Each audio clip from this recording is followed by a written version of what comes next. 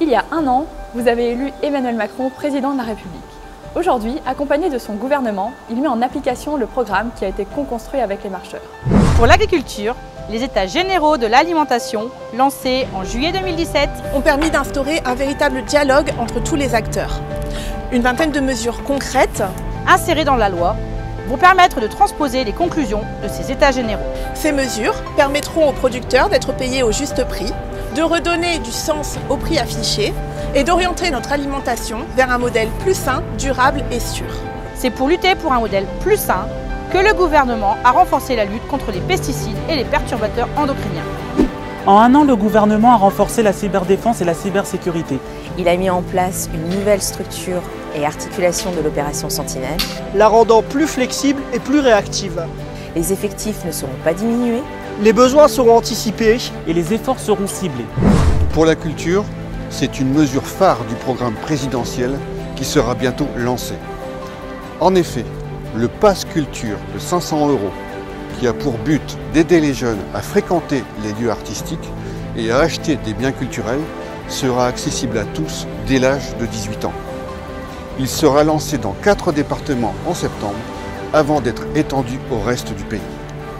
Le pouvoir d'achat est un axe majeur de la politique d'Emmanuel Macron. C'est pourquoi, dès la première année, il a réduit les cotisations sociales des entrepreneurs. Il a augmenté le minimum vieillesse de 100 € par mois. Il a supprimé les cotisations sociales salariales sur la maladie et le chômage, En augmentant la CSG de 1,7. Il a créé une prime de 1 000 € pour le remplacement d'un véhicule polluant. Il va exonérer sur 3 ans 4 Français sur 5 de la taxe d'habitation. Et d'ici 2022, tous les Français en seront exonérés. Il y a également eu une augmentation de la prime d'activité.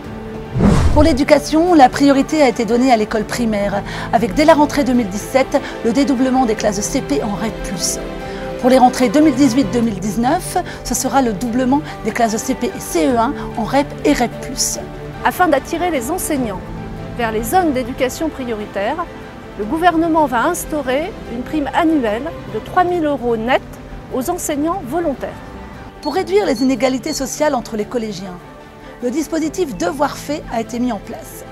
Il propose à tous les collégiens un accompagnement personnalisé gratuit après les cours. Également, le rétablissement des classes bilingues et européennes qui avaient été supprimées lors du quinquennat précédent a été rendu possible. Le gouvernement souhaite également donner plus d'autonomie aux équipes éducatives pour permettre des méthodes pédagogiques au plus près du terrain et dans l'intérêt de nos élèves. À l'image de la parité au sein du gouvernement actuel, le président Emmanuel Macron a décidé de faire de l'égalité entre les femmes et les hommes la grande cause nationale de son quinquennat. C'est à ce titre que de nombreuses réformes sont en cours, avec par exemple le déploiement de contrôles antidiscrimination à grande échelle. C'est ce que l'on appelle le name and shame. Mais aussi la mise en place d'une augmentation du montant des amendes pour incivilité et exiger leur règlement immédiat. Enfin, car les politiques se doivent de donner l'exemple, il y aura des vérifications à ce que les partis politiques respectent la parité sous peine de sanctions. L'un des axes majeurs de l'action du gouvernement, c'est un meilleur dialogue social.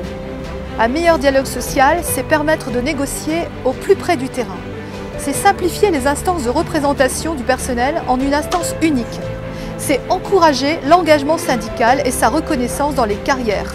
Le dialogue social, c'est aussi instaurer un plafond et un plancher pour les dommages et intérêts prud'homaux. C'est porter la lutte contre les abus liés au travail détaché au niveau européen. Et enfin, c'est créer des emplois francs dans les quartiers prioritaires. D'autres points sont à l'étude, comme par exemple la réduction importante du nombre de branches professionnelles. La formation est un point essentiel de cette réforme. Le gouvernement souhaite définir les formations avec les branches professionnelles. Former 1 million de jeunes aujourd'hui peu qualifiés et éloignés de l'emploi. Et rendre l'apprentissage plus attractif pour les entreprises comme pour les jeunes. Parce qu'on veut que le travail paye mieux, le gouvernement va rétablir les exonérations de cotisations sociales sur les heures supplémentaires. Pour le numérique, de nombreux chantiers ont été lancés. Comme la suppression de toutes les zones blanches, sans réseau. Le fait de pouvoir effectuer 100% des démarches administratives en ligne.